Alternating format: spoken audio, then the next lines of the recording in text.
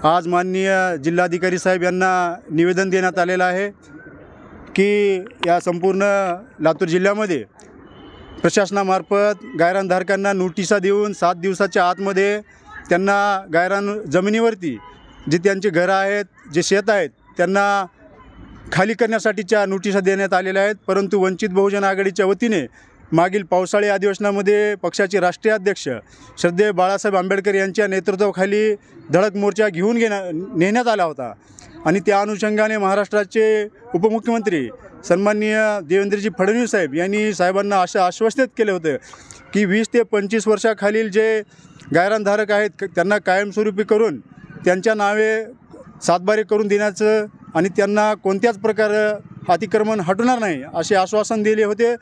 परंतु या लातूर जिल्ह्यामध्ये प्रशासनामार्फत परत एकदा या गायरानधारकांना नोटिसा आल्या आहेत आणि या नोटिसामुळे गायरानधारकामध्ये भीतीचं वातावरण निर्माण झालेलं आहे आणि यांना परत हे अतिक्रमण जर सोडून गेले तर त्यांना उघड्यावरती येण्याची शक्यता आहे आणि हे प्रशासन एकीकडे वेगळी भूमिका मांडून या गायरानधारकांना बेघर करण्यासाठी प्लॅन या ठिकाणी करत आहे। तर संपूर्ण वंचित बहुजन आघाडी ही या गायरानधारकाच्या सोबत असून आमच्या मागण्या जर या ठिकाणी शासनाने मान्य केलं नाही, या दिलेल्या नोटिसा जर माघारी घेतल्या नाहीत तर वंचित बहुजन आघाडीच्या वतीने मोठ्या प्रमाणामध्ये येणाऱ्या काळामध्ये या कलेक्टर ऑफिसवरती गायरानधारकांचा भव्य असा मोर्चा या ठिकाणी आम्ही काढणार आहोत। या जिल्ह्यातील गायरान जमिनीवर जे जवळजवळ 40 ते 50 वर्षापासून राहतात अशा सर्व गायरानधारकांना नोटिसी आलेल्या आहेत।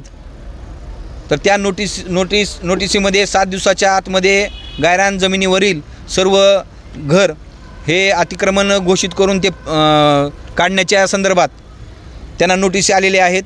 त्या नोटीस मिळाल्याच्यानंतर सर्व गायरानधारकांना घेऊन आज आम्ही जिल्हाधिकारी साहेब लातूर या ठिकाणी त्यांच्या कार्यालयाच्या ठिकाणी आलेलो आहोत। 7/12 देऊन त्यांना तिथं परमनंट करू याप्रमाणे आश्वस्त केलं होतं। तर ते आश्वासन आम्हाला फोल ठरताना दिसत आहे, कारण तेच प्रशासन आज या गायरानधारकांना नोटिसी देत आहे की ते अतिक्रमण काढा म्हणून। तर या संदर्भात आम्ही आज जिल्हाधिकारी साहेबांना निवेदन दिलेलं आहे।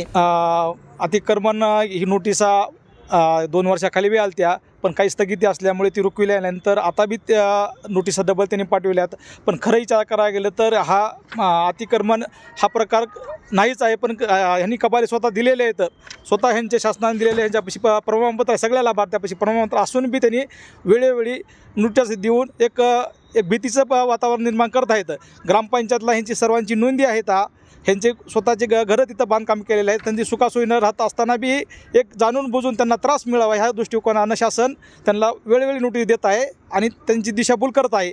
एवढंच एक मला म्हणणं आहे की या वंचित बहुजन आघाडीमार्फत त्यांना आम्हाला सहकार्य मिळावं, आमच्या गावाला सहकार्य मिळावं आणि त्यांच्यामार्फत पाठपुरावा व्हावा हीच विनंती, आणि हे जे वेळोवेळी हे नोटिसा देत आहेत ते कुठंतरी बंद व्हावं हीच आम्ही अपेक्षा बाळगत आहोत।